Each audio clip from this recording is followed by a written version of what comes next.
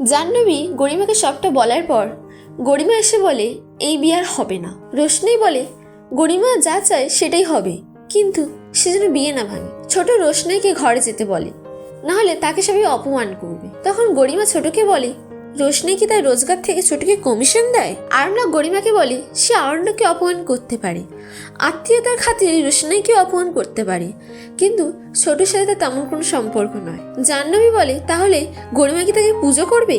গরিমার কতই বা সহ্য করবে? আরণ্যকের বাবা বলে আরণ্যকের জন্য তাদের লজ্জায় মাথা হেট হয়ে যাচ্ছে, এবং আরণ্যকের মা বলে এই সব কিছুর পিছনে দায়ী রোশনাই। গরিমা বলে এই বিয়ে আর হবে না। গরিমাকে আরণ্যক বলে সে তো কোনো অন্যায় করেনি, তার কথা একবার হলে অন্তত শুনতে। গরিমা শুনতে চায় না। সে বলে তারা বিয়ের জন্য প্ল্যান করছে, আর সেখানে আরণ্যক তার বোনের ঘরে মাঝরাতে কি ইনভলভ হচ্ছে। জাহ্নবী বলে রোশনাই আরণ্যককে বশ করেছে। আরণ্যকের মা আরণ্যককে বলে তাদেরকে সে কবে এই যন্ত্রণা থেকে মুক্তি দেবে। গরিমা আরণ্যককে বলে সে কিভাবে রোশনাইয়ের ঘরে মাঝরাতে যেতে পারলো।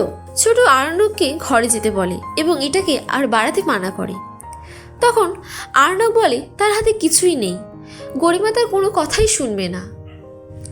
রোশনাই আরণ্যককে বলে সে আরণ্যকে 1000 বার বারণ করেছিল তার সাথে ইনজেকশন নিতে না যেতে। রোশনাই বলে আরণ্যক যদি তার কথা শুনে না যেত তাহলে এত দুর্ঘটনা ঘটতো না।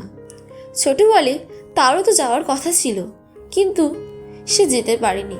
সে যদি যেত তাহলে এত কিছু ঘটতো না।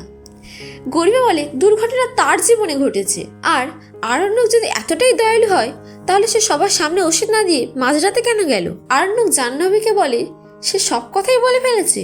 জাহ্নবী বলে সে গরিমাকে ঠকাতে পারবে না, তাও এখনো অনেক কথাই বলেনি। গরিমা জিজ্ঞাসা করে কোন কথা। জাহ্নবী বলে থাক। গরিমা আরণ্যককে অফিসে যেতে বলে এবং বলে তার মা এসে বলে দেবে এই বিয়ে আর হবে না। আরণ্যকের মা গরিমাকে তো রাখতে মানা করে, ও বলে তাদের ছেলে তাদের হাতে এখন নেই।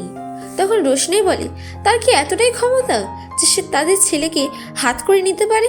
জাহ্নবী রোশনাইকে বলে এর পরেও সে কথা বলছে, তার জায়গায় অন্য মেয়ে থাকলে এতক্ষণে পাতালে চলে যেত। এবং রোশনাই একটা নির্লজ্জ মেয়ে। এবার আরণ্যকের জেঠিমা রোশনাইকে নিয়ে যাওয়ার কথা বললে জাহ্নবী তনুশ্রীকে বলে তারা যাদের জন্য এত কিছু করছে তাদের কোনো কৃতজ্ঞতা নেই। কষ্ট পেলে গরিমা আর হাত ধরে নিয়ে যাওয়া হচ্ছে রোশনাইকে। জাহ্নবী গরিমাকে নিয়ে ঘরে যাওয়ার সময় আরণ্যকের জেঠিমা তার কাছে যায় ও বলে সে কার প্রতি কৃতজ্ঞ থাকবে, আর তার দায়িত্ব কি জাহ্নবীর। তারা তো তার শ্বশুর শাশুড়ি, তাদের প্রতি সে কোন দায়িত্ব পালন করেছে? তাদের ছেলেকে তো তাদের থেকে দূরে করে দিয়েছে। এমনিতেই তার ছেলে স্বার্থপর ছিল, বিয়ের পরে আরো স্বার্থপর হয়ে গেছে।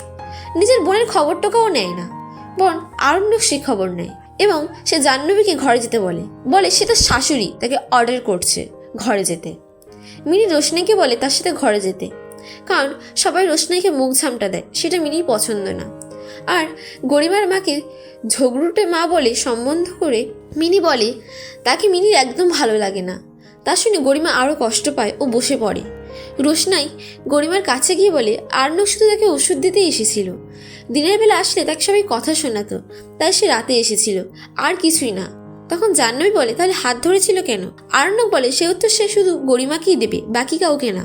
গরিমা তার মাকে ফোন করে ও বলে সে আর বিয়ে করতে চায় না, এই বিয়েটা বন্ধ করতে ও তাকে এসে এখান থেকে নিয়ে যেতে। তার মাও তাকে নিতে আসে এবং বাড়ির সবাইকে ডাকা হয়। গরিমা তার মাকে বলে সবাইকে বলে দিতে যে সে এই বিয়েটা আর করবে না, সে আর কিছু সামলাতে পারবে না। আরণ্যক তাকে ঠকিয়েছে। গরিমা তনুশ্রীকে জিজ্ঞাসা করে কি হয়েছে। তনুশ্রী বলে সব দোষ আরণ্যকের একার না, রোশনাইয়ের।